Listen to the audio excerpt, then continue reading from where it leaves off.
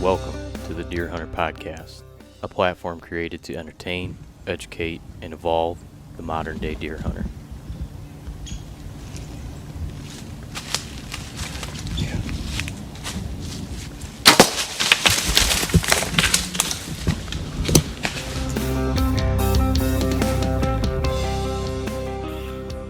That's funny. I'm throwing the recording device on right now because right on.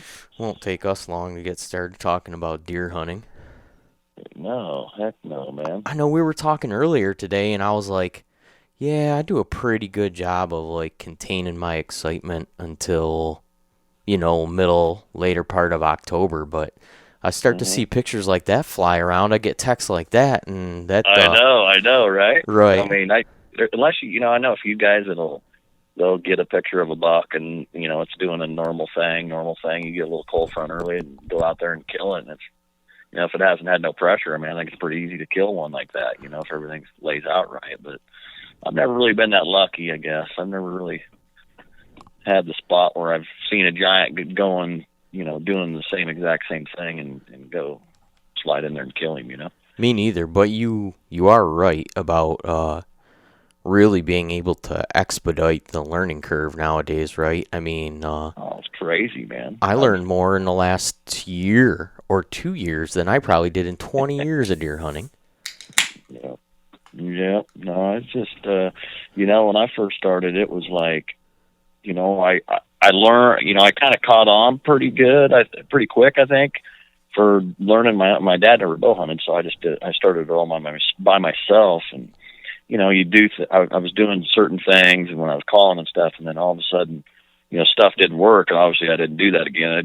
And finally got it dialed in after a few years and was pretty successful doing it. But I don't know, I feel pretty confident when I go out there. But there's some times where you still go out there and it's like you've never hunted before type of deal, I do know. Sometimes the sits have a feel to them where it just feels good, and sometimes you get in there and you sit and I don't know. Deer hunting's weird, man. It's almost, I know people don't like to compare it to a sport, and I typically don't, but it isn't a sport where... It's a sport. It's a sport to be good at it and be consistently good at it. Yeah. And kill big ones all the time, There's two ways to look at that. There's guys that have it set up to really kill them, and obviously, that's awesome. That's what everybody wish they could have, but then there's other situations where you got to, grind and make it happen on ground that's not so good, right. And be productive on it. But you can't, you see a lot of these guys shooting mega giants left and right, and you got the ground to do it, and they're prepping the ground to make him, feel comfortable in there, and it's a lot easier situation. But hey, it's all good. There's 3 or 4 different styles of hunting, and it's whatever you're able to do and what you can afford. Yeah. No, I was just thinking, thinking about like actual athletic sports, and like same game, different day, things can just have a way different feel. It's like some days you can bring your A game and feel dialed in and just have, I don't know, man, you're feeling it, and then other days just I don't know, you're just not 100% with it. Things just don't feel right. Look at the Kansas City Chiefs. They've sucked forever. They're my team, and finally I think they're gonna rock everybody's program. Did they play last night? Did they play last night? I don't know. I don't follow it like that. I just know they're my favorite team. I don't get all goofy about it or nothing like that, but they're my team, and I don't think they've lost a game yet, so that's cool. So where are you? Yeah. You're in Iowa, correct? Yep. What, yes, sir. Central Iowa or what? I'm in southern Iowa, but I run all over the state, mostly in the southern and central area. Were you born? Mm-hmm. You were born and raised there? I was born and raised here. It was, it's actually an amazing place to grow up. I have everything right here at my fingertips. All my lakes that I love to bass fish. It's right here. It was a good place to grow up. And for what I love to do, I mean, there's nothing better. So yeah. So I got hooked up with you through Jared Scheffler, and we should probably, before we sit here and blab too long, you should introduce yourself so people know who I'm talking to. Chancey Walters. I just love to kill big deer. I mean, that's all there is to it.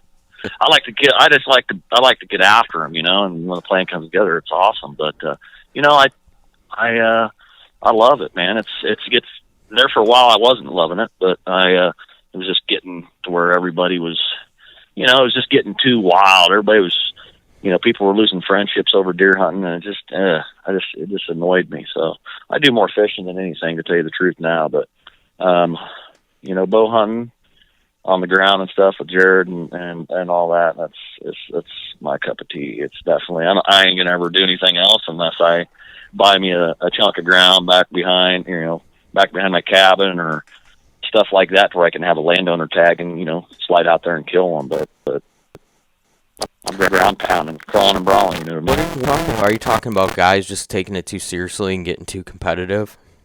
Yeah, it's just here's the deal.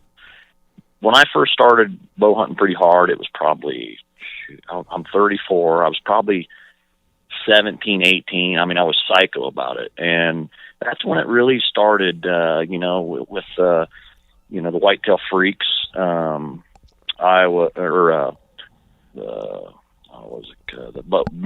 Bow Hunter, oh gosh darn it, what's the name of them guys? They started really doing all the really awesome filming. I don't know, your local deer hunting content Heartland Bow Hunter. Oh, sure, okay. The Heartland Bow Hunter and the Whitetail Freaks and them guys and Gurries, they're the ones that really got the sport really going to where it's at right now, with, managing the deer and, shooting a mature deer and all that preparation. And that's, they're the ones that kind of blew it up. And I seen it happening, and it's a good thing. And it was a bad thing too, but it's mostly good, But, yeah, I mean, that's what happened. It just kind of, it got it to where, people that don't even bow hunt started bow hunting, and then they're, even people that you're friends with, you're bow hunting, you kill a big one, and then, oh, wow, I want to kill one with a bow. And then they go, and then they get permission on the ground that you had, and it just gets to be a cluster. And that's what I ran into, and it was just it wasn't fun for me. So I'm definitely having a good time hunting public ground, having a, you ain't going to get on the quality of deer, but, you hunt your ass off enough, you're going to run into a goodie every once in a while if you put yourself in a situation, So I could see how being involved with that, I could definitely see how that would wear on some people and take some fun out of it. Those guys, I mean, man, they definitely make a job out of it. And, yeah, they went hard for a long time. And I've actually been pretty critical of those guys, like specifically the Drury's, just for all the mindless product pushing and changing sponsors all the time, this and that. But you are right about the fact that, yeah, and here's the deal: those guys, I would never down them. They are great marketer. He's a great hunter. All those Don Kiske, he's my that guy is my idol. Like when I was younger, I looked up to him, and he just really knew how to call deer, and he just really knew how to read them, and that's what he really taught me how to do that. I learned that from him, and just watching how he does and responds to them deer, and the reactions that they do to be able to call them in and stuff. And those guys are good. They have the ground, and they build a business out of it to be where they're at today. I mean, whatever, hats off to them. It's just not my cup of tea doing it that way anymore. I used to do it that way. I totally get you. I have never had access. I mean, you're in a way different area than I actually. We're on completely different ends of the scale. I mean, you're kind of in the promise, and I think it is. Michigan has the lowest percentage of Boone and Crockett entries out of any one of the deer hunting states. I will tell you though, don't be fooled though. I mean, Iowa gets a lot of attention on I just go to Iowa, I just start killing giants. It ain't like that. It is. You definitely have to hunt hard, you guys do up there. And they're not around every corner, man. I mean, I've been hunting my whole life, and I spend more time than most people out there. And I'll tell you right now, I've seen, honest truth, with my own visual eyes, I've seen 3 of them that'll go over 200 with my eyes, not counting camera pictures and stuff like that.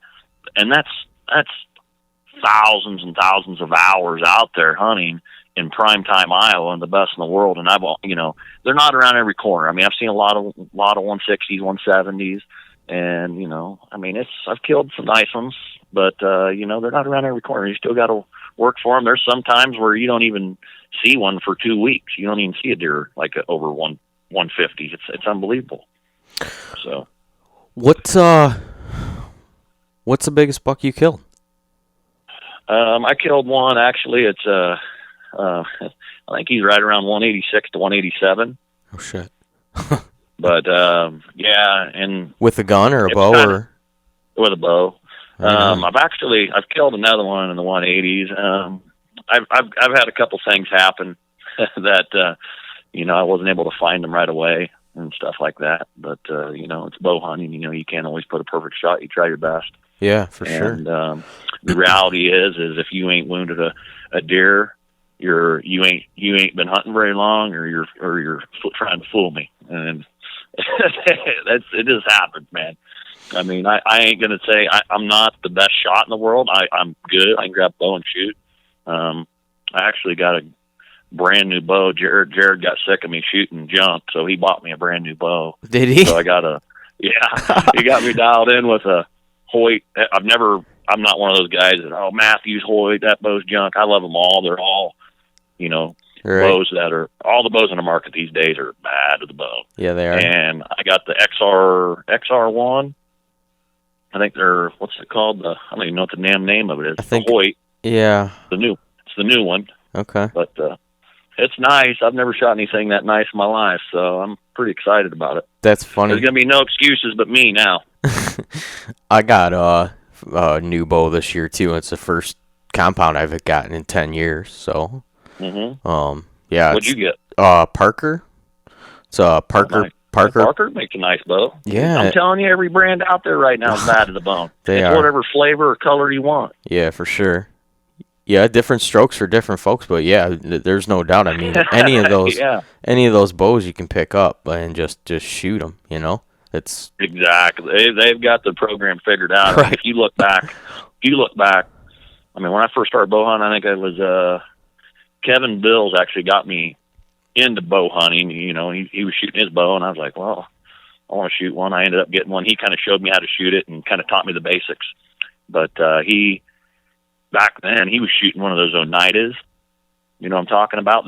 I know exactly. We just did a guy just had on the podcast owned a boat. They're crazy. Yeah. They shoot like 90 pounds, dude, and it's unbelievable. I'm like, he's a beast. I couldn't even think about pulling that damn thing back, and he was launching them things, just crushing through the targets. I'm like, geez, yeah, it was unbelievable back then. That was pretty.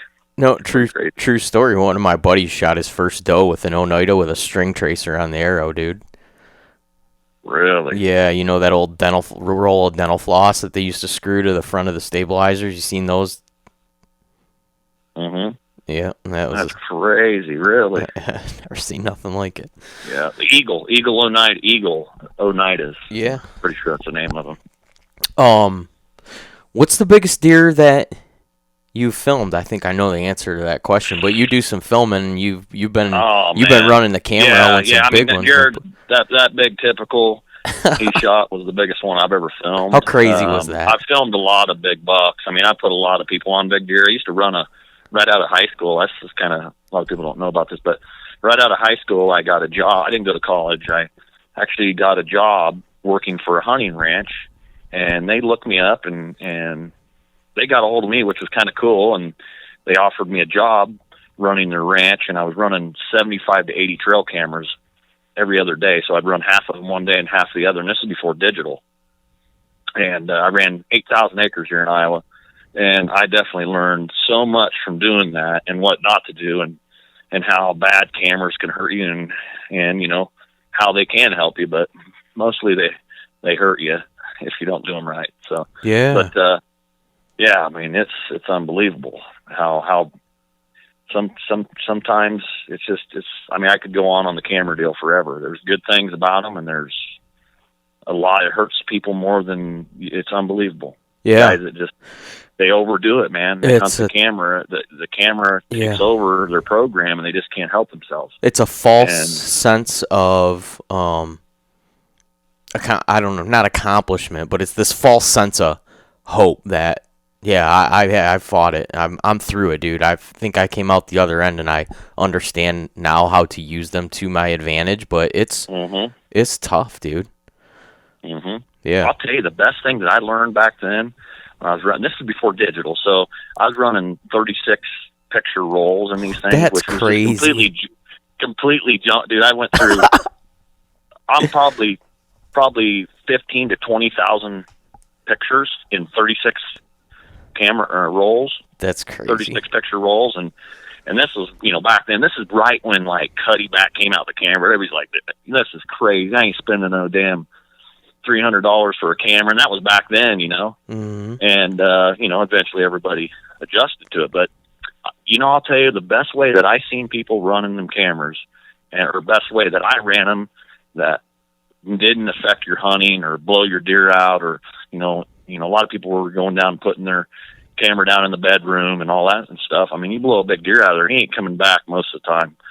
He might, but he's going to change his whole program. And when he knows there's somebody in there jib-jiving him, they're definitely going to not do their normal routine. So I tell you right now, I was running the cameras way out, where I could check them in the middle of the day and not disturb where they could be, or even take I don't even want to take the chance of blowing them out of there. So it's crazy, man. I mean, pretty much how I look at it, delete anything that could mess up your hunt. Yeah.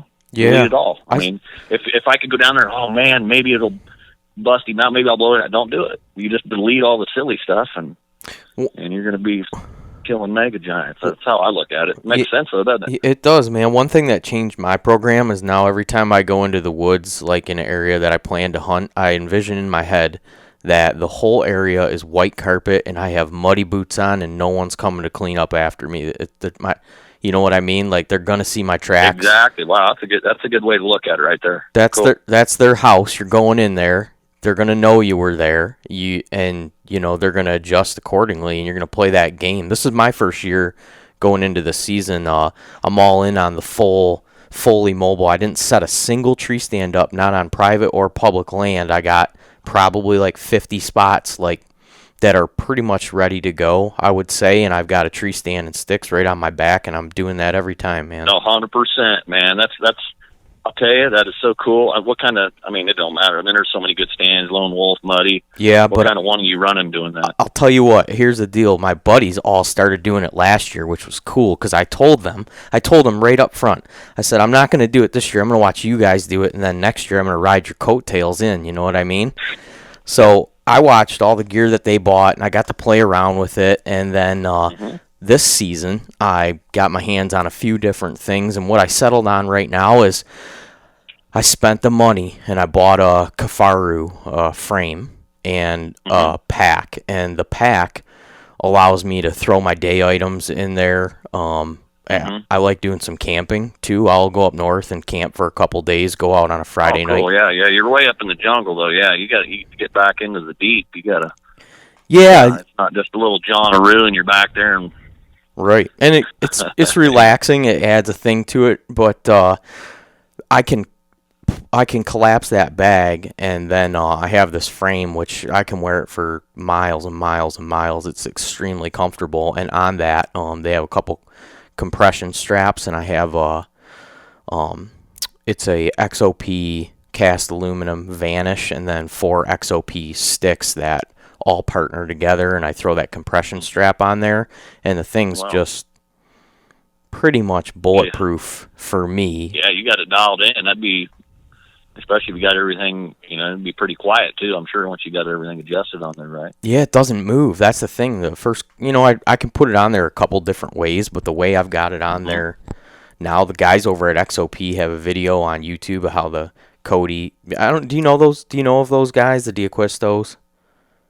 Yeah, I know a little bit. I don't really, it might look like I get on social media a bunch, but it's just mainly I get on there and sure. Kind of just promote my artwork and stuff like that. His dad was the founder of Lone Wolf and ran. Okay, yeah, I know. Yeah, okay, yeah. He's got they put a way better seat on it, and stuff like that. Yeah, no, I've met him a couple times. Yeah, he's a good kid. Yeah, I got the story out of him last week. So his dad started Lone Wolf, sold it, once the essentially the patent, was Yep.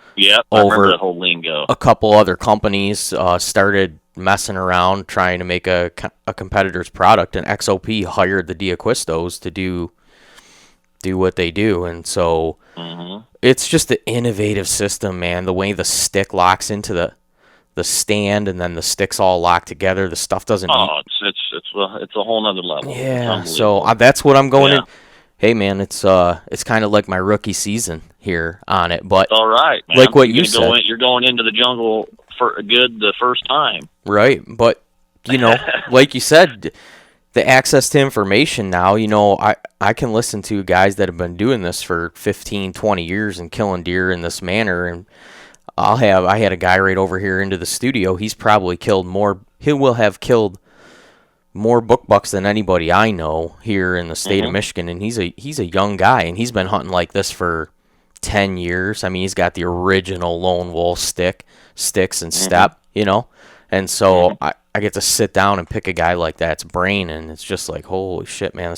And that, I'll tell you, the one thing that I've learned, and I've said this a couple times, and it's worth repeating, from talking with all these guys that deer hunt, is that most guys, that's the most important thing that they say is just, being mobile, not revisiting the same spot all the time, being able to make a game time decision and go wherever you need to go, and have equipment that's going to allow you to, get in there and set up. I hunted out of there, climber for a while, but you're hunting trees, not deer. Yeah. You're trying to find the right tree, and it's going to be in the bad spot. You got to find the right tree. How would you say that?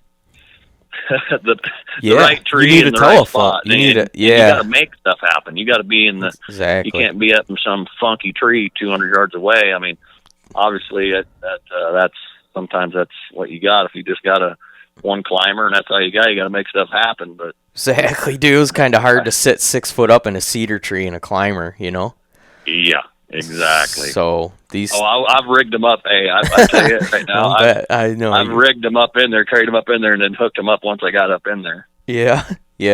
So I'll tell you what I used to do, and this will make sense to you. So lone wolf, I've always had the alpha lone wolf, which was the medium one, not the real small one, but the medium platform. Yeah. And me and my bow hunting partner, Tim Myers, we had all our ground together, and we would go into spots and trim out the trees, and we'd use screw steps everywhere we were at, so everything was set. And then what I would do is, how the lone wolf comes with the strap with the little hook. Yeah. I made plates. We bought a bunch of those hooks from Lone Wolf, and we welded them things to plates, and then we ran big giant lag screws all the way into the tree everywhere we would set. And then what we'd do is we'd have our one stand, and we'd go in, and your hands free. You'd hook it right on the hook when you climb up there, hang it right on the hook. Now your hands free. You ain't trying to hold the stand or run the ratchet strap around first. You just hang it up there, and then you run your zips, your Lone Wolf zip straps on the top and bottom, and you're good to go. And your stands hands free up there. And plus you're more secure, and you have them all cleaned out everywhere. And heck, we probably made, I don't know, probably 50 of them things a piece. That's smart. You've seen now the tree stand companies are pretty much all selling something that allows you to do something similar, but exactly, you're talking way ahead of that. And you guys, I was going to do too. Right? Yeah, I've got one for your tree stand company, and it's I can definitely see the benefits of it. But what you did is 100 times better, because not having to buy all those damn brackets. You know what I mean? Yeah. No, these were I was spending, or they were like $3 or $4 a piece, and then we had chunk plate metal, and my buddy had the welder, Timmy did, and we welded them up, and we had a good program going. That's for sure. And then, you lose the ground, and, people lease it and stuff like that. So you just, all that stuff's left out there, but you don't have a ton of money in it, invested in it, Sure. Yeah. Leave tree stands all over the jungle. It's really cool, actually. And it was just worked out this way that I started stick bow hunting. And, when I started stick bow hunting, I started doing it on the ground, and it was actually right around the exact same time that Jared did. Just coincidentally, and it was kick-ass for me, because I'm buying his videos, and I'm like, oh no shit, like, what's the chances? You know what I mean? Yeah. I was never. Oh, it's a whole nother level for sure. You got to like delete the whole program of even, you might, 75% of the time you might as well plan on not even getting a shot. Oh yeah. Or in my case, so far it's been like 90%. I started doing it from the ground because I wasn't comfortable enough where I hunt, and the way I've always hunted with a compound is shoot, sitting 20, get them 20, 25 foot up. 20 or exactly. And I'm not comfortable shooting a stick bow at that angle and like that, so I needed a bigger target and I needed it to be closer, so the ground was my plan, and I've had some great encounters. Actually, you know what, man? That reignited my love for deer hunting. That whole deal, getting on the ground, getting 10 foot from a deer, even if it's a spike horn buck, you got that bow in your hand and that buck staring you in the eye, dude, right there. I mean, there's a primal thing about it. So, it's such a, I don't shoot a longbow, but I'm sure Jared will talk me into it the next, he'll talk me into it sometime, I'm sure. And I definitely want to do it. I'm not confident to switch over. I haven't even really shot a longbow more than probably a couple dozen times. And, I think I'd be good at it if I practiced. I'm not ready to do that yet. I'm flinging compound around for a little while longer. But where you're going to run into problems is that it takes a lot of time, man. And like a guy like you're already pulled pretty thin, man. I see everything that you have going on, and that whole stick bow thing, it really takes some dedication. And it does. And to tell you the truth, I'm so dang busy with all these things I'm working on: my big buck ruiner, my crank wraps, crankwear clothing line, fishing clothing line, my snow slayer gear stuff. I mean, everything I'm doing, but this is what I want to do. I want to work for myself. I don't want to work for somebody else. And I'm just grinding, making it happen. You're one of the few guys I know that, like, you make your, a lot of these guys are doing all this stuff, doing all the hunting and fishing stuff on the side, and then they work full-time jobs, but you're making a full-time living off of the thing you love and being in the wilderness, huh? I'll tell you, I put myself in the position. I've been very fortunate to be able to have the art talent, and that has provided me time to paint. And those turkey feathers, I've been painting these turkey feathers for 12 years now, and it's been like a full-time job for me, and that's gave me the time and the security to work on this crazy stuff, and get to do the fun things. I don't make a ton of money. I make enough money to pay my bills and have fun and eat some good food, whatever. But it's been a grind, and I could definitely be a lot further ahead than I am right now. But you know what? I'm living. I don't live for the moment, or I don't live for the future. I live for right now, because who knows how long I'm going to live? We don't know how long we're going to live. I'm living right now, and who knows what's going to happen next week. So I don't want to do that stuff when I'm 80 years old. I want to do it when I'm my prime right now. I'm not, plan on saving a bunch of money and do this stuff when I'm really, really old, when I'm retired and all that. Who wants to do all that fun stuff? Nobody ends up doing it. I'm old climbing it. I mean, you kidding me? That's the biggest scam joke I've ever heard. You gotta make stuff happen when you're young. That's the program. You're right, dude. You're right about that. I mean, there's something to be said about finding a little bit of balance and planning, Yeah, exactly. Obviously I'm a little different than a lot, but no, but I hear you. Yeah. I'm kind of the same way. I mean, I got a wife and kid, and I've settled down a bit, but I've always prioritized, well, like you just said, I could be farther ahead, but I've had a lot of fun, and I've enjoyed my life to this point, and I enjoy what I do now, and it works pretty good for me. So absolutely. Sam Ubel is the first one to tell me he was talking about Chancey Walters' feather paintings, and in my head I'm imagining like he's got a couple of them. He's got a couple of my artwork. Well, in my head I'd never seen them before, and so I'm thinking about like some old school like people taking feathers and painting walls with them and shit. I had no idea what he was talking about, and then I don't know if I found him on your Facebook or on your Instagram or whatever, and I'm like, oh, feather paintings. I'm an idiot. Mm-hmm. Like, well, I know it sounds so. I tell people that, and it's like I'm like, okay, that sounds silly. I paint feathers, and it's like they think I'm painting a feather, like a painting of a feather, not on a feather. And here's the deal: is when I get to talking to people about it, and they're like, oh, like that's kind of kind of girly to be painting on a or painting feathers or something. I'm like, no, I'm painting on the feathers. I'm painting, deer and turkeys and people's dogs. It's unbelievable, man. I painted everything on these things. It's almost everything. How did you get into that? Like, how did you get the idea to do that? I'll tell you, it wasn't my idea. I'm sure the Indians were doing it way before all of us. But all right, I will tell you, I got the idea from a guy. His name's John Harper, and I've told this story a lot. And he loves turkey hunting. He's just a really nice guy. He's a girl I grew up with in school. It's her grandpa, and she always told me about her grandpa being a turkey hunter and all this stuff. Well, anyway, we finally connected, and he invited me out to the house, and he actually raised turkeys too. So he had a bunch of turkey feathers, and we went to a National Wild Turkey banquet. And anyway, we became really good friends. And he told me, he's like, come on out to the house. I got to show you something. So I went out there, and he was painting on turkey feathers, and he's not an artist.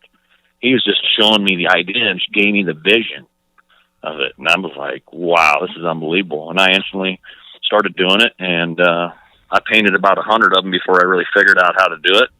And it's been unbelievable. I mean, I've painted thousands of them. Yeah, they're amazing to look at. I look at them all the time. I've always thought when I got some extra coin laying around or I get a nice buck, I'd like to have you do one for me to put up here in the studio, because they're very unique. I mean, they're cool. They're a conversation piece. If somebody walks into a room, nobody's not looking at that thing and asking where the hell it came from. Yeah, what's cool about them is it's an original piece of artwork. I do all the framing, I do all the custom matting on them.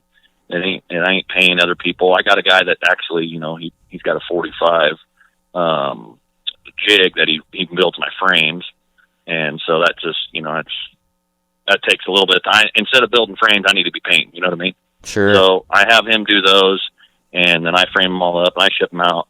But man, they're just an original piece, and they're small enough. They go in those cool places like above a door or in between a window and a door, those skinny areas where it's hard to find something to decorate. Sure. And a lot of guys put them right underneath, their buck, or, they're just a great gift. They're a great gift. I mean, I can't tell you how many. I don't know how many I've sold away. I know it's a ton. So people love them, so I keep painting them for sure. That'd be a cool setup for me, actually, because I started doing Euro mounts the last couple of years. I really love Euro mounts, and I do. I got a ton of them. You know what the deal is for me is nowadays, man. After I get a buck, I don't even want the thing to leave my sight, like to let it go to a taxidermy for like a couple months or something and not get it back. I'm just like, well, yeah. Here's what you do, dude. Here's what I do. I used to do all that, and I got a bunch of them. I got all the capes, and I'll mount them someday when I get a different place or have more room. But I cape them out myself. I give them the hide or the cape, and I have them get all ready, and I'll just tell them, hey, when you're ready to mount it, I'll bring the rack in. You know what I mean? I ain't leaving my rack at the taxidermy shop for a fire to happen or somebody come in there and jib jive and steal them all. Are you kidding me? No, ain't happening. I won't even take the antlers off the skull. In the last no, that's what I'm saying. I keep a European. Yeah, I gotcha. Keep a European mount. I gotcha. Yeah. But I was thinking it would be sweet under a Euro mount would be to have a photo of the buck. Yeah, no, for sure. Be a sweet little art piece. That's a cool way. What the hell? I was gonna ask you. I started talking about the buck that you filmed. Mm-hmm. With Jared. Yep. And how crazy of an event was that? I mean, I just gotta imagine. I can't imagine how different is it filming on something like that when you're not the guy with the bow in your hand when you're filming an event like that. I mean, I'll tell you. Yeah, I'll tell you. It was one of those moments where I knew what we were getting ourselves into, and I've been in these situations where. Not so much that exact situation on the ground or nothing like that, but I've been, it takes time. A lot of people don't know this, but we waited 8 hours for that deer. We were sitting there. We made our own little blind. We were in grass, ankle high to knee high at the most, and we sat out there for 8 hours just because we knew where that deer was at out there. He was actually on private where he was at, and then worked his way in. We knew he was going to work his way into the public where we were. And we waited 8 hours for that thing. I mean, it was literally, when you have a deer sitting out there like that caliber, there ain't no way you're going to be like, I guess he ain't coming. No, you're going to wait there till dark, you know? So was it that's just what we did, man. Was it just a geographical feature like that? You knew that he was going to travel through there for some reason? Yeah, versus... we had it. Yeah, we've been watching the deer, not specifically that deer, but we've seen a lot of deer. They ain't going to just stay out there where they were. They could have. I mean, I've been wrong a lot more than I've been right. And I've seen, we were watching them out there, and we just knew just the way he was pushing her, that he did not want her to go out that way, or, you know, out to certain ways. Like, that's what they'll do. Them bucks, when they get a doe like that, they want to herd them into the direction they want to herd them. They don't want the doe going in the direction she wants to go, you know. Sure. He was trying to keep her out there away from any of the other bucks that could give jive his program. And he had her out there and was just trying to keep her there. But the way he was working her, we knew eventually that he was going to slip right down up into the public right there where we were at, and we were going to have an opportunity at him for sure. I mean, we pictured it. I visualized it through the camera so many times. Sitting there for 8 hours, trust me, you think of every situation. And it played out exactly the ideal vision, except for, double lunging it right there. Sure. How it was crazy. It was like deja vu, you know? So you guys... He was meant to kill that deer. I mean, I believe in things that happen. Obviously, we put ourselves in a situation to kill deer like that. But, I mean, it was for him doing what he's doing, promoting public ground and on the ground, longbow and all that stuff. It was it was unbelievable how it worked out. Like, he was meant to kill that deer. It was unbelievable. You weren't kidding about him promoting public ground, man. He's like the dude. Like, there's a lot of them now, but for quite a while it was him. Yeah. And it was just surreal, like a surreal thing. Yeah. It was almost like I was on punk TV. Like, you're in a dream, you wake up and it's like, oh, that was, I've won a lot of money in my dreams, I promise you, and killed a lot of big deer. I've one of my crazy dreams I used to have. This is kind of silly, but I used to love shed hunting. I even got a dog, trained him how to shed hunt. I kind of got out of it a little bit, but I'd always have dreams where I'd run into this field and there would be like giant sheds laying everywhere. I was picking them up. I couldn't even carry them all. I'm sure you probably had that dream too, but no, in Michigan, I've had can't even fantasize about that. I found a set of sheds like 5 years ago. It's a lot bigger jungle up there where you're at. I mean, you can kind of narrow it down here. There's a lot of open fields and stuff. So you can see them sticking out. Right. I lived in Illinois for, a while, and I realized right away, I was like, oh, I get it. Like, this is so different. Yeah. Yeah, exactly. Do you, he wouldn't tell me. I don't know if he did ever get that deer scored, but that deer had to be over 200 inches, right? You know what? I don't really know exactly. I know the deer's right close to 200 gross, but I think he's mid 180s net. Whatever. Net typical. Like net. Yeah. I mean, here's the deal. You got 16-inch. I've never seen 16-inch G2s on a deer that I've been around or seen. I mean, it just don't happen. I mean, that's your length of your forearm. I mean, but a lot of people are like, he's got 12-inch tines. A lot of those deer, they got 10-inch tines. You know what I'm saying? Right. It takes so much to get even a 12, 13-inch tine. And you got 16-inch. I mean, it's just stupid. And I knew it too. I mean, I seen it. In my mind, I'm like, this is. We kill this deer, this is going to be the real deal. Like, everybody in the world that deer hunts, bow hunts, is going to know about this deer. I mean, it's that big, and I knew it. And I just, we kept it cool, and it was kind of it was neat because I knew once me and Jared started hunting together, that stuff was going to happen. I mean, it was just crazy. I mean, we met a long time ago, and How did you guys meet? We met, actually, I was selling my artwork and these custom turkey decoys that I was making. And we met a long time ago in Madison, Wisconsin, became really good buddies. And, I got to talking, when you connect with a buddy and you can become friends real quick. And sure. That's what I did with Jared, and we were on the same page, and we just got along really well and kept in touch. And he knew that I was hunting private, and he finally talked me into doing the public stuff, and I should have done it a lot earlier. That's funny that you say that. You feel that way about it, honestly, do you? 100%. I'm telling you right now, Yeah. it is so stress-free and fun for me now. It's the funnest way to hunt that I like, because here's the deal. Guess what? You're out there hunting and you run into another guy. You just, oh, cool, man. Have you seen anything? It ain't like, oh, man, you ain't supposed to be in here. You're trespassing, all this stupid stuff. Everybody thinks they own the deer. Nobody owns the deer, you know? So obviously it's, some public hunting is, you know, we're in Iowa.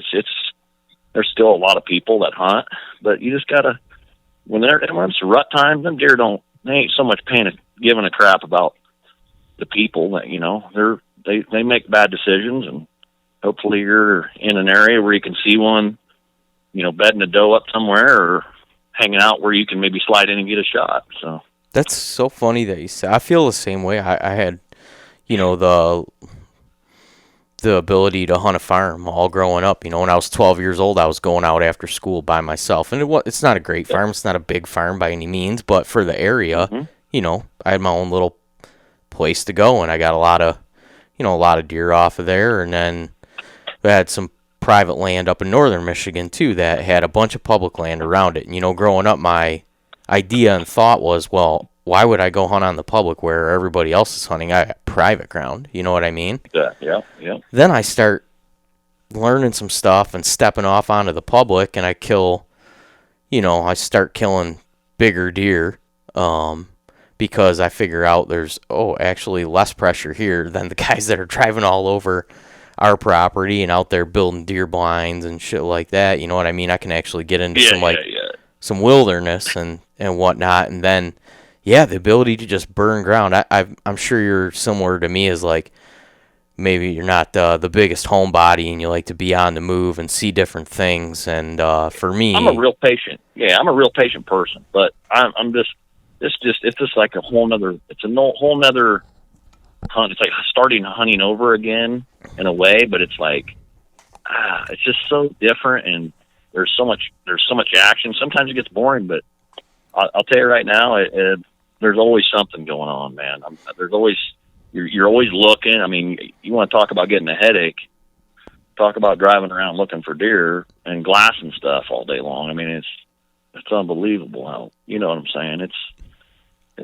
It'll wear on you, but it's the only way I'm gonna hunt until I own my own piece of ground, and I might get a landowner tag and go out and kill one out back. But I'm grinding on the ground for sure. What's your plan for this year? Like, I know we talked a little bit earlier today. Jared's still working like crazy. Oh man, yeah, he is. That kid. Let me tell you about Jared. He's got a couple buddies that helped him. You know, John Adams, and they're just, these boys.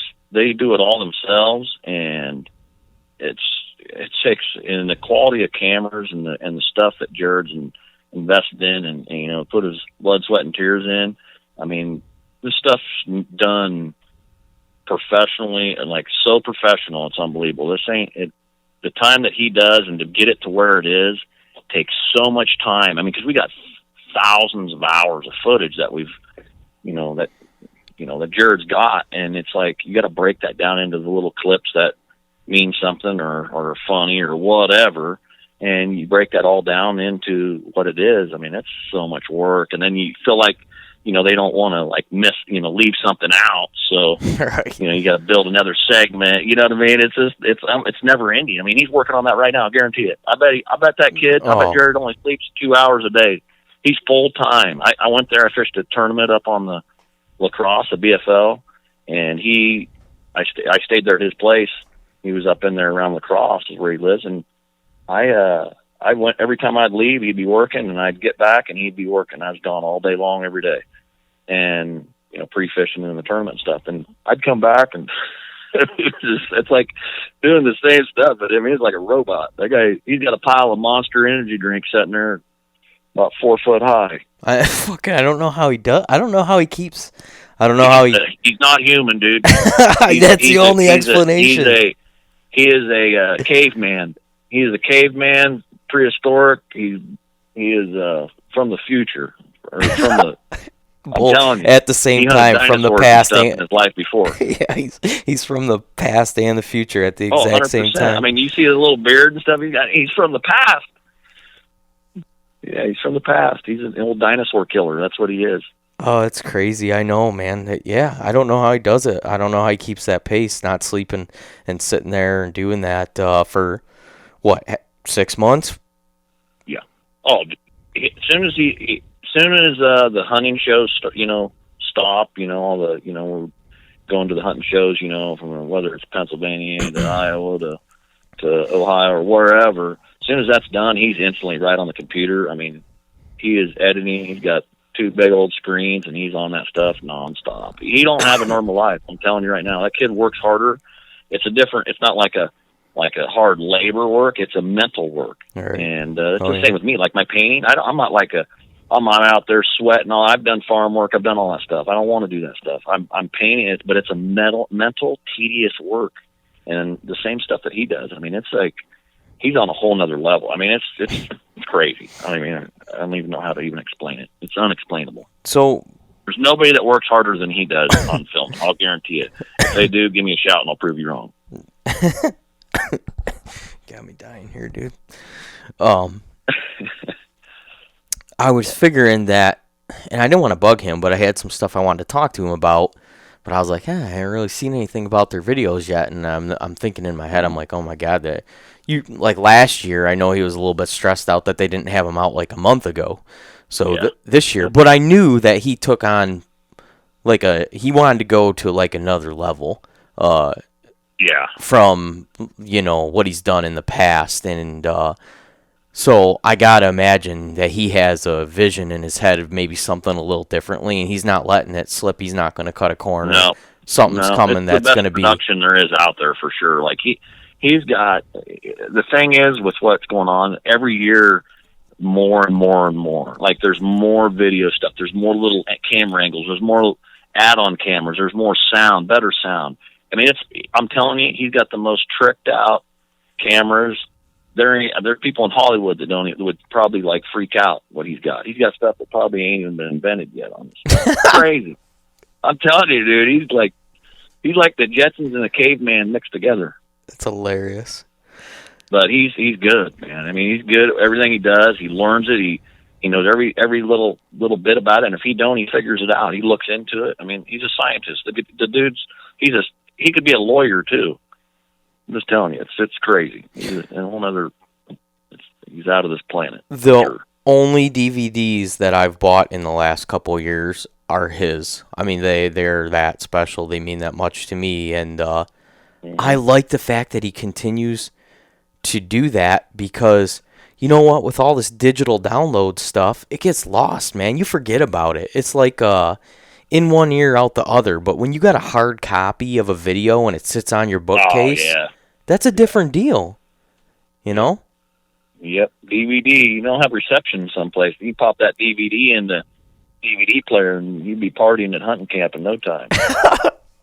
You're right, man. We'd drive into my brother's. It's a movie, man. His DVDs are a movie. It's so cool. I love being a part of what he's got going on. It's just awesome. And what's cool is you don't even know you're being filmed half the time. Like I don't even care. Like we're just having a good time. And all of a sudden, I never see any of this footage. And all of a sudden, you get the DVD, and I'm like, oh my god, you filmed that? You know, I mean, it's hilarious. But whatever. I mean, he just that's why it's so good. His stuff's like a movie. It's not we're not acting out anything. It's just we're on the flow, and we just got cameras rolling nonstop, man. I appreciate it so much. I laughed so hard last year a couple times. Just you guys, little bit of back and forth banner. It's hard to beat that. Some of the shit that came out here. Yeah. There's a lot that don't get shown. I think I texted you when I watched it, and we didn't really know each other that much at that point, but I could not resist. You said something of the way of a piece of advice to give to anti-hunters or something is all deer go to heaven, and I was just cracking up, man. Just remember what did I say? Remember that, folks. All deer go to heaven. And I I don't know, the way All you deer go to heaven. all deer go to heaven. They do. If some anti-hunter's giving it to you, hey, all deer go to heaven, one way or the other. Yeah, they do. I mean, it's The way you said it, the way you phrased it, whatever was yeah, going on. I don't even remember that. It was, I don't even remember. yeah, it was that. very subconscious, and I don't know, I got a kick out of it, but yeah, man, I'm thankful that you guys are you gonna. That's what I was getting at. I mean, do you guys have plans this season? Do you plan on working with him again this year? Yeah, we're gonna hunt Iowa and we're gonna hunt Kansas, and I don't know. We might. I don't know. Might get an over-the-counter tag somewhere. I don't know. But right now we're focusing on Iowa. Obviously, he had to cancel a couple big elk hunts because he's working on this stuff. He missed out on a couple, rut elk hunts and a couple spots where he's always wanted to go, and he had to sacrifice it and not go, man. He's working on this DVD. But, and he ain't like, hey, I'll just pay somebody else to do it, and I'm going to go on this hunt. No, he's dedicated, because that's crazy. It's an art piece to him, because if he leaves it and he's not a part of it, it's not going to come out to his vision, and he's very picky. And I'll tell you right now, like it's the same with my artwork. I mean, I have to it's just little things about stuff. He's very picky with what he does, and it's his stuff, and it's his livelihood, and he wants to. You're going to see some crazy stuff, man. I mean, on this next DVD. I mean, I can't wait. It's crazy. I got into a situation. It's the biggest scam of all time, and it's crazy. You'll see. There'll be some drama. Really? Oh, it's unbelievable. No shit. Yeah, I got. But yeah, no, we're gonna be running around. Deer ain't gonna like us probably, but we're gonna get an arrow in one, hopefully. I mean, last year was a good year for me. It was actually a crappy year. I had. We hunted, I don't know. I mean, I ain't keeping track. I don't know the amount of days, but we hunted 2 or 3 weeks without even having an opportunity. And then all of a sudden, bam, bam, I killed 2 giants, and it was like the one. I mean, it was crazy. The footage was really tough. It's either, here's how you look at it. You can either film it and make it happen, or try to get try to film it, and get up in there and get all wild with it and try to get the best footage and not get an opportunity. So you get in that situation, you got to be able to mentally pick, we can kill this deer and get, half-ass footage, or we can get, really good footage and blow the hunt. You know what I'm saying? So I'm more of the reality. Let's make this happen. Let's get in there and do it right. Let's not overdo it. Let's delete the silly stuff that could mess our hunt up, and let's kill this deer, And I kind of got sick of messing around, and we just went in and started killing things. And I killed them 2 big ones, and John Adams filmed me killing both of them. And it's pretty cool, man. The one I killed, I shot him probably 5 to 6 yards away, bedded, laying there in grass about knee high. I mean, it was just unbelievable. I had the right wind, had the right wind direction, and everything played out. It was meant to be, and I slithered in there and made a shot. So it's pretty cool. It's pretty neat. So I can't wait, dude. And we're just a couple weeks out from, deer season right now, but a couple weeks is going to be when they start getting frisky. It starts getting, and so do we. Yeah, they start wanting to find girlfriend and go They want to go get out on the town, right? Stretching their leg, and that's when they start making the mistakes. So. Yeah, I kind of lose my shit, about a little bit before Halloween time. I start coming undone, and then I'm pretty much useless to everybody else around me for about 6 weeks or so. Yeah, the only person you're probably talking to is your girlfriend, and that's it. And everybody's and even you probably don't give her the attention. You just obviously you probably got you a good woman. She knows your program, and she's just got it's not that you don't want to hang out with her, but it's it's just part of what you do. You want to go hunting, and it's not that you don't want to hang out with her. You'll see her later, or you bring her with you. I mean, does she hunt with you? She likes to shoot a bow. But my story is actually pretty good one, because my wife was kind of against hunting when we met, because she had boyfriends prior to me that hunted, and they were not good representations of sportsmen. Ooh, that's not good. Yeah, I was going to say, maybe they got her trained, and you didn't even have to do nothing. She came and just started. She was already dialed in. Wasn't the case, man. These guys were, jerks. They poached. They shot little deer. They were very disrespectful in the way that they did everything. It was just a terrible portrayal of a deer hunter and a sportsman. But luckily, for me, my big thing was a long time ago, way before I met my wife, I loved eating venison. So I started cooking all venison all the time and had some recipes dialed in, and that was kind of the deal. I sold her on. I was like, well, try this. Like, we wouldn't be having this if it wasn't for this. And then the more and more she learned about it and had an open mind, now she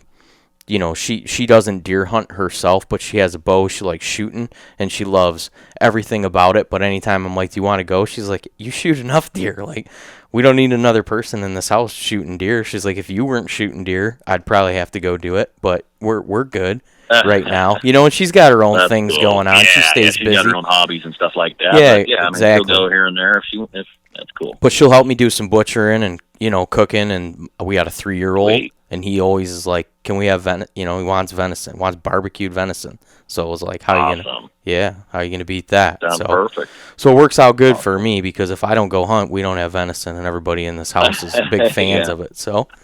Oh man, I can't wait to eat some fresh deer meat, man. I'll tell you my favorite way I learned this. Actually, the guy that took me hunting for the first time, deer hunting, I shot a doe that day.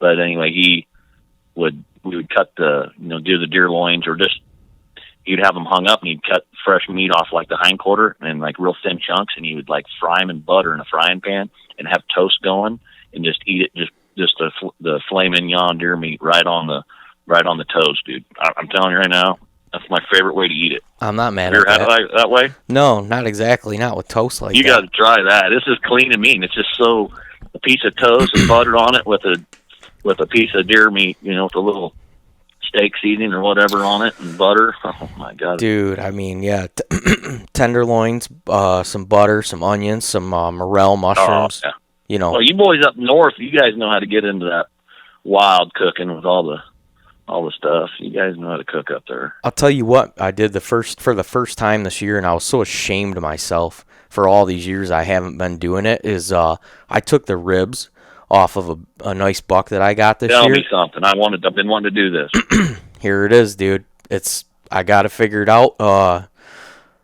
I took the ribs, cut them off, just wrapped them in saran wrap and freezer paper, and the whole racks of ribs, both sides, I just stuffed them in the freezer, right? They were there for 6 months or whatever. I pulled them out. I took a Sawzall, and I ripped them. I can't remember if I ran a cut right down the middle or if I did 3 slabs, if I cut 2 times. I think I cut 2 times. And then I took a knife and I cut 4 or 5 ribs down and made so now I got a 6x4, you know what I mean, little stack of ribs. Yeah, I got you. I took all those and I dry rubbed them, and then I let them sit in the fridge for 2 days.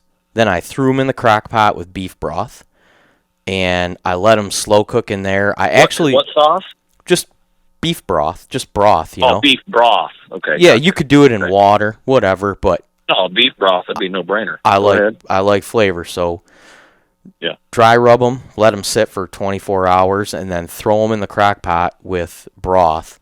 And I actually let them go a little too long, I think, because they were just falling apart, just like a roast would be, and it made it hard for me to finish them up. But you get them to the point where, and it doesn't take long, right? They're not like a big, thick roast. It's just a piece of rib. I mean, 4 hours in a crock pot, and they're ready to fall apart, basically. Yeah.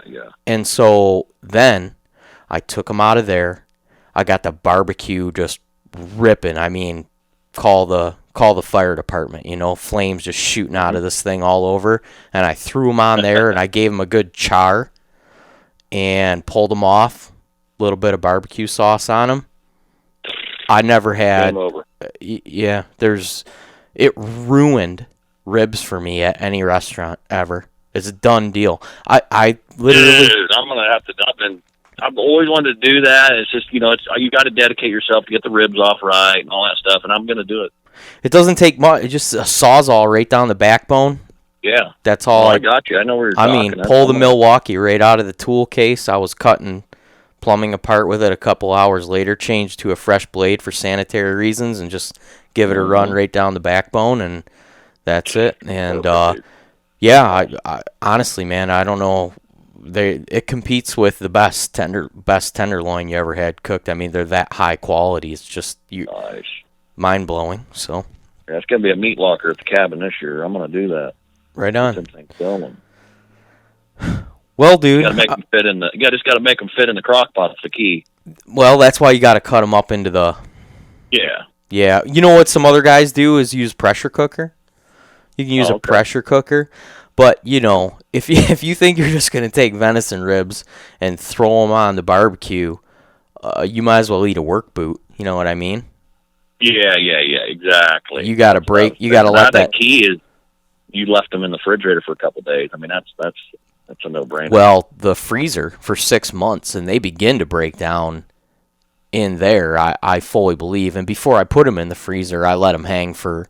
They might hang in the garage for 48 hours as long as the temperature's good, Cut them things up in 6 months in the freezer, then pull them out and give them a bath of salt and some spices and let them soak that in for, a day or two, and then they're ready to go. So, yeah, you know what you're doing.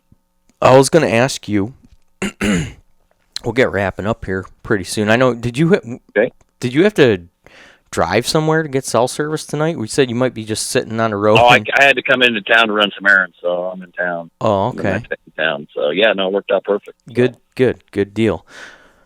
What do you guys do? It's a big conversation piece, right? People like we started this whole thing off on. People literally end friendships over deer hunting, and one of the conversations I see people get into all the time is about like scent control, and I see the way you guys run, and you're literally living out of cars. Yeah. How do you guys work your scent control regimen, wind direction, all that stuff? I mean, what are you guys doing to beat a deer's nose? Because you're doing it with multiple guys.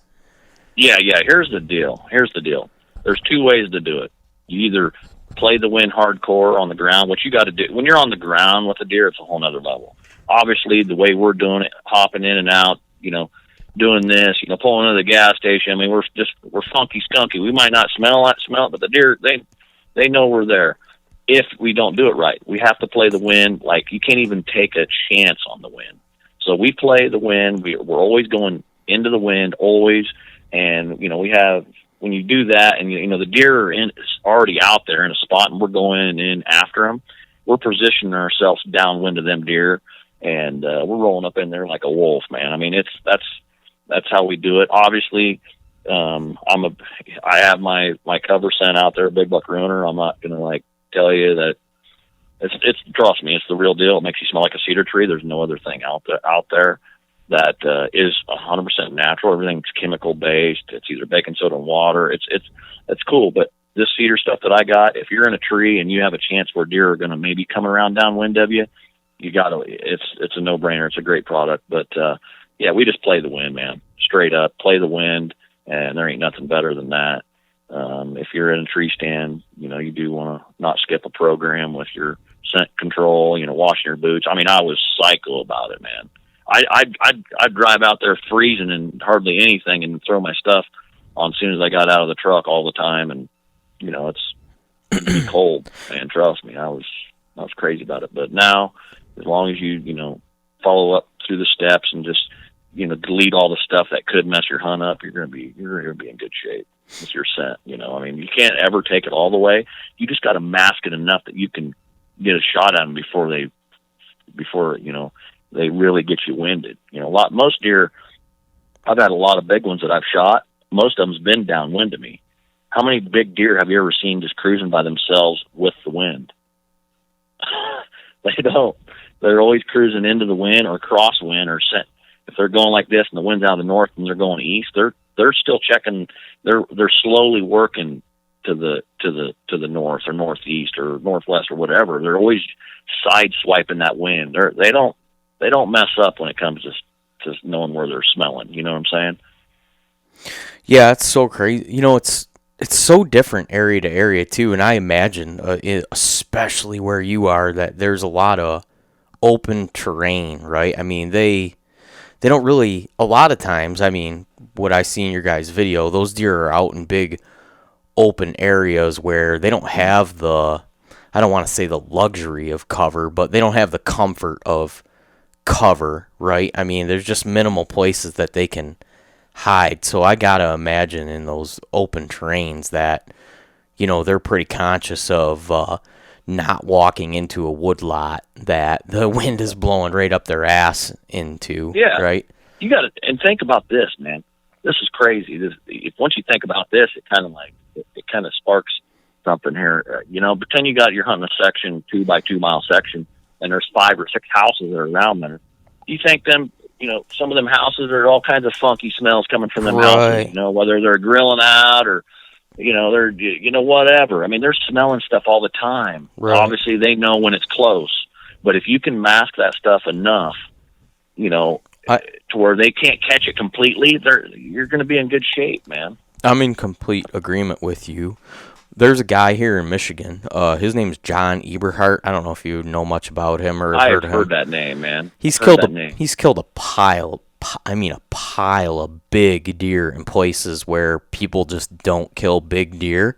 And he's like a big advocate for scent lock technology, and he takes a lot of shit about it. But I've sat down and had, face-to-face conversations with the guy, and I don't think that he's lying to me. I mean, I think that he truly believes that he has not done what he's done without that. And my thought process always was, yeah, these deer in those farm areas, they're always smelling people, but they smell them and consciously think that that person is 500 yards away and he's not a threat to me right now. Not that he's 50 yards away hiding behind a bale of hay. Yeah.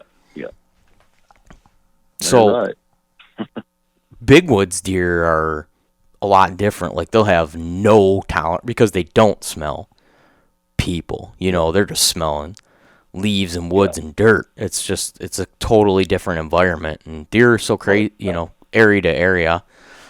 Oh yeah, 100%. I mean, deer are like people. You got people way up north, and you got people all the way down, in the southern part of the United. I mean, the deer change and they adapt to the situations. I mean, around here, a big section's a 3 by 4 mile section. Most of them are 1 by 1s, 2 by 2s. And there's a house within sight. So, I mean, that's crazy to think about. Up in your jungle, when you're talking 3 miles in between a house. Some places are even further. Yeah, no doubt. Where you get way up in there. Where I live is in southeast Michigan, and I do some farm hunting. But my love for hunting, especially in the last couple of years, is like northern Michigan. Yeah, the bigger blocks, uninhabited timber and swamps, and specifically cedar swamps, dude. I love cedar swamps. So when I saw you had put out a cedar spray, we'll get you some BBR, bud. We'll get you some BBR. Trust me, there ain't nothing else out there better than it. I promise. If there is, give me a shout. I'll prove you wrong. I've always, and like you were talking about, you got to play the win, and I do. I'm always paying attention to what it's doing, but I try to keep my gear relatively clean. I keep it in totes. I pull it out when I get to where I'm going, and I've always used cover spray, even if it's for the simple fact that I like the smell of it. Even if it's nothing more than that, I've always loved to spray some fresh dirt spray on me or some cedar spray or something. So Big buck ruiner from here on out. That's what I'm talking about. And the last couple of years, I've been hunting so much cedar swamps. When I saw you had a cedar spray out, I was like, damn, dude, got to get a hold of that. Yeah, I'll tell you, here's kind of a cool, and everybody's done it that's been around the cedar tree. You literally, how many times have you took a cedar, break off a little limb, and you're rubbing it on you, and then you smell like, oh my God, I smell good. Okay? I'm telling you, you know how, and then all of a sudden an hour later you go somewhere, I'm like, oh, I can't smell it no more. Damn it. I break them oils down and that stuff. That stuff, it sticks to you like glue. It's not sticky, but I'm telling you, it absorbs into your clothing, and you smell like a cedar tree nonstop, man. I'm telling you. Damn, I'm excited to There get ain't it no joke now. about it. I ain't out here to punk people. Trust me, I use this stuff. I've been using it for 10 years. I've been making it, and I'm sure the Cherokee Indians did it before I did. But I'll promise you right now, I use it, and it works, and I brought it to the market a couple of years ago, and people love it, and I've had one complaint out of probably 2,000 bottles I've sold. No shit. One complaint. I mean, it was just, I don't know what happened or what. It could have been something else, but I've had one complaint. So I'm talking about out of pretty close to 100% success rate, and people are killing big deer downwind, and I think it kept them from smelling them. You know, gave them enough time to get an arrow in them or whatever. You know, I mean, it's whatever you believe. Whatever makes you confident is what works. But I'll tell you right now, it's worked for me, and it's helped me kill tons of big bucks. That's awesome. Yeah, you know, I'd be the guy in the aisle at the sporting goods store screwing the lids off and smelling the stuff because I want to see what it's, you know what I mean? Like, I get the stuff and it doesn't smell right or whatever. There's a certain thing that I've always, and like you said, you guys popping in and out of gas stations and stores and fast food places and stuff. We smell like a damn Casey's pizza. Right, so you guys need... Deer love pizza. You guys need that stuff just to not offend one another probably by the end of a hard road trip. Yeah, it's crazy. Let me tell you a little trickaroo. I've smelled a lot of detergents, you know, your clothing. I'm telling you, I figured it out. All you do is you go right over to the area where they sell all the regular detergents and stuff for washing clothes, and they have fragrant-free one. There's two of them in there. There's one that'll have a little bit of funk to it, like you can smell a little something chemical in there, and then there's one that don't smell like anything. And I forget what brand it is, but that's the brand I buy. I just go by the look of the label, and I know which one it is. I don't know the name, and I use it, and it's the same stuff they pour in them other bottles. They just branded it scent-free. Obviously, it's fragrant-free. Right. I mean, I ain't stupid, which is cool. Get smart marketing deal there. Dude, are you kidding me? I mean, yeah, that's what so much... I mean, outside of the hunting industry even, I mean, ton of companies selling the same damn products with different labels on them. Marketing's it's getting silly, dude. It's getting silly. It is. I mean, obviously, I have a scent cover scent product, but it's the real deal. I mean, I'm not out trying to punk anybody, but them, you know, you spend $12 on a little itty bitty bottle of detergent, or you go over there and get a big Magnum bottle for the same price. Right. You know what I'm saying? It's like, I ain't fooled. I've been fooled before. Yeah. Everybody's going to choose the Magnum bottle, man. Yeah. I'm telling you, go over to the where all the ladies shop and get all the detergent, and they have a fragrant-free one over there. That's the real deal, and it's like a gallon jug of scent-free stuff. You don't have to be messing around doing little lid drops of stuff. Right. It's like non-hypoallergenic or whatever. Yeah, non-perfume. Yep. Allergy. Yeah, it's that John Eberhart guy. He talks about that all the time too, and he's same thing with soap and all that stuff. He uses, you know, the non-allergenic whatever things, and yeah, that's funny that you bring that up. So yeah, this is crazy. I actually build my own camo to do this. And obviously this is the camo that I use for ground pound. Me and Jared and everybody and Shay and all that. We made the first round of it, and it was I would take the camo pants from Walmart, like your khaki pants that they would sell, and they'd have like the Wranglers would make them. Yeah. They have the best and like a tan color. Yep. And then I would get like a dark brown spray paint, and I would hang weeds over it, and I'd spray paint my camo really light, because a lot of the stuff when you're on the ground, you're around grass, you're around trees. Right. So you want to blend in with the ground, the grass and the gray and the browns and really light tans and stuff like that. And we built our own stuff, man. I mean, that's what we're using, because there ain't a camo out there that looks like what we want. It's all too dark. You look like a black bear out there floating around. Right. I've found there's a couple companies now that make some nicer open patterns, but there is some good ones out there. I did kind of hijack that idea from you guys, though, is that I was not scared this year to spray spray paint some clothing, some boots. No, you're going downwind, especially on the ground. You don't even worry about none of that. Yeah, and if you do it a couple months ahead of time, I mean, that stuff's your armpits are smelling worse than that stuff. You know what I mean? Exactly. And you wash it, and you're good to go. And that's the thing too. Nowadays, there's some really nice like 4-way stretch pants and tops that are the same material or better material than what some of the hunting stuff.